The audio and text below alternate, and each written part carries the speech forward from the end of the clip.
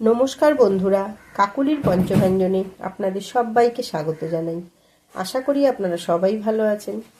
আজ আমি আপনাদেরকে চিংড়ি মাছের কালিয়া রান্না করে দেখাবো।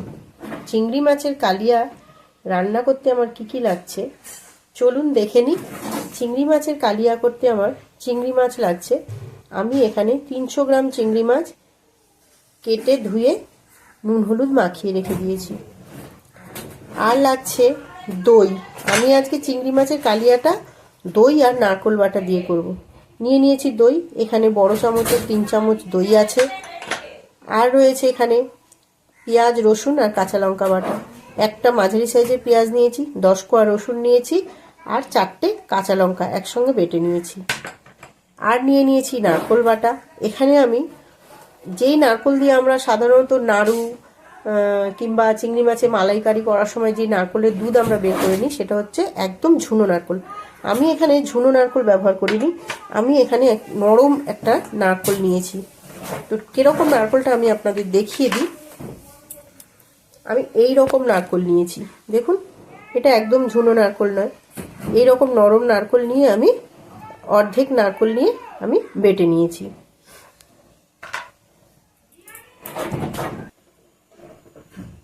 নিয়ে নিয়েছি হলুদ, এখানে আমি ছোট চামচের 1.5 চামচ হলুদ নিয়েছি। নিয়ে নিয়েছি ধনে জিরে, 1 চামচ ধনে 1 চামচ জিরে গুঁড়ো করে নিয়েছি। আচ্ছা, নিয়ে নিয়েছি নুন, সামান্য পরিমাণে নুন। আমি সব সময় বরাবরই বলি নুনটা আপনারা যে যার স্বাদ অনুসারেই নেবেন। আর এখানে নিয়ে নিয়েছি 1 চামচ গুঁড়ো লঙ্কা। যেহেতু আমি 4টে কাঁচা লঙ্কা বেটে নিয়েছিলাম, ওই জন্য 1 চামচ গুঁড়ো লঙ্কা দিয়েছি। আর এখানে নিয়ে নিয়েছি 2টো চেরা কাঁচা লঙ্কা আর ধনে পাতা। চলুন রান্নাটা আমি এবার শুরু করছি। এখানে আমি সর্ষের তেলও নিয়ে নিয়েছি। দেখুন রান্নাটা সম্পূর্ণ আমার সর্ষের তেলে হবে। রান্নাটা শুরু করি। গ্যাসটা অন করে আমি কড়াইটা বসিয়ে দিয়েছি। এবার আমি প্রথমে চিংড়ি মাছটা ভেজে নেব। কড়াই তেল দিয়ে দিলাম।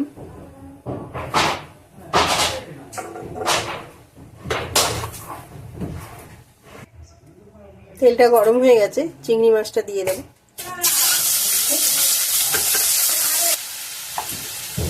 চিংড়ি মাছটা খুব বেশি লাল করে ভাজবো না, তা না হলে শক্ত হয়ে যাবে।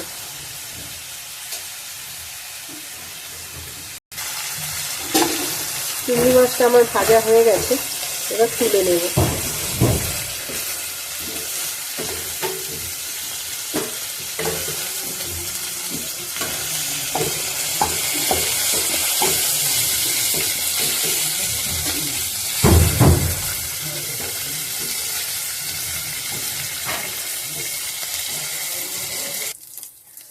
এই চিংড়ি মাছ ভাজা তেলেই আমি আরেকটু তেল দিয়ে দেবো।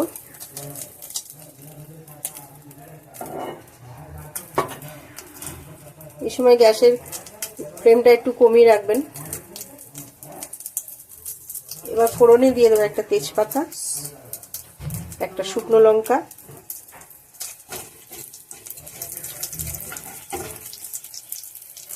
আর সামান্য জিরে।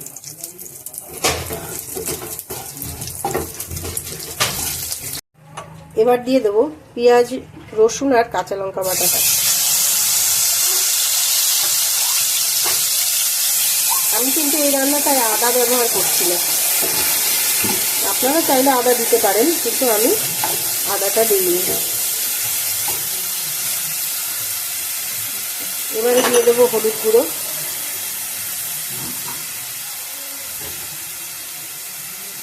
দিয়ে দেবো ধনে জিরের গুঁড়ো,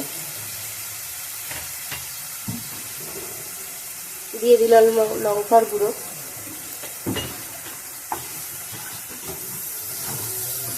প্রথমে এই কটা মশলা আমি একটু ভেজে নেব হালকা করে।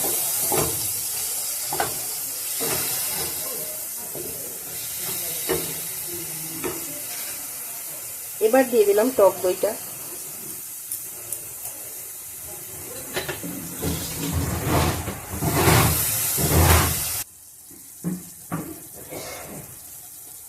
এবার দিয়ে দেবো নুন,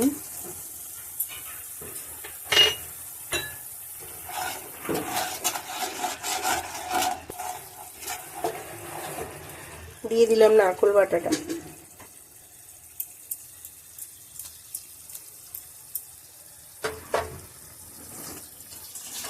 এবার আমি সব মশলাগুলো ভালো করে কষে নেব।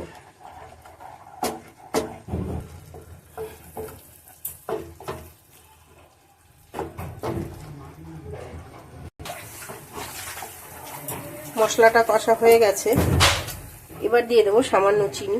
এখানে 1 চামচ চিনি আছে।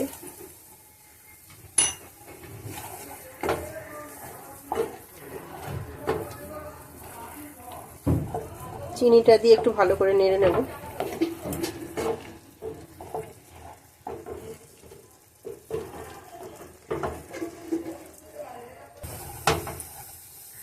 দেখুন মশলাটা আমার একেবারে কষা হয়ে গেছে, কত সুন্দর কালার এসছে দেখুন। এবার আমি জল দিয়ে দেবো। খুব বেশি জল দেওয়ার দরকার নেই, আমি এই বাটিটার 1 বাটি জল দিলাম।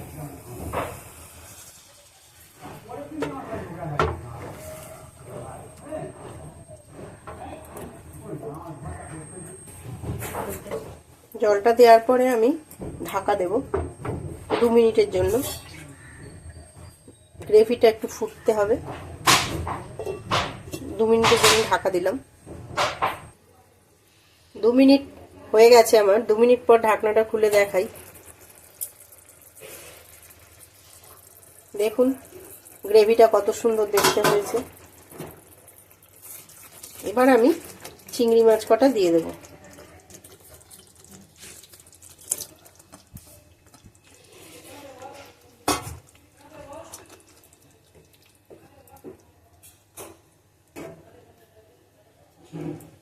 আর দিয়ে দেবো চেরা কাঁচা লঙ্কা 2টো। দিয়ে আমি আবার 3 মিনিটের জন্য ঢাকা দেব। 3 মিনিট হয়ে গেছে, এবার আমি ঢাকনাটা খুলে দেখছি।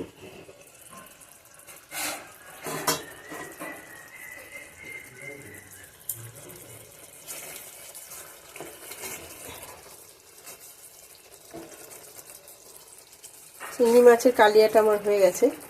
এবার আমি নামানোর আগে গরম মশলা, এখানে 1/2 চামচ গরম মশলা আছে, আর দিয়ে দেবো 1 চামচ ঘি।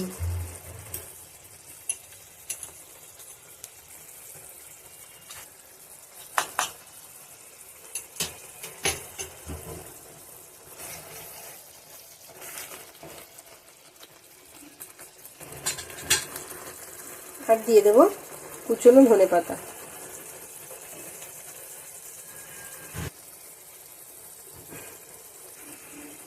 আমার দই আর নারকেল দিয়ে চিংড়ির কালিয়াটা একদম হয়ে গেছে।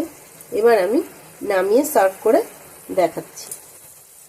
দেখুন বন্ধুরা, চিংড়ি মাছের কালিয়াটা আমি বাটিতে সার্ভ করেছি, কত সুন্দর দেখতে হয়েছে। আপনারাও বাড়িতে এইভাবে বানাবেন, বানিয়ে খেয়ে কেমন লাগলো আমার কমেন্ট বক্সে লিখে জানাতে ভুলবেন না। আর এইভাবেই আমার পাশে থাকবেন। আর আমার এই দই আর নারকেল বাটা দিয়ে চিংড়ি মাছের কালিয়ার রেসিপির ভিডিওটা যদি আপনাদের ভালো লেগে থাকে তো প্লিজ আমার চ্যানেলটা সাবস্ক্রাইব করে দেবেন, লাইক কমেন্ট শেয়ার করবেন। আর এইভাবেই সবসময় আমার পাশে থাকবেন, পাশে থেকে আমাকে উৎসাহ দেবেন। আগামী দিন যেন আমি আরও নতুন নতুন রান্না আপনাদের সঙ্গে শেয়ার করতে পারি।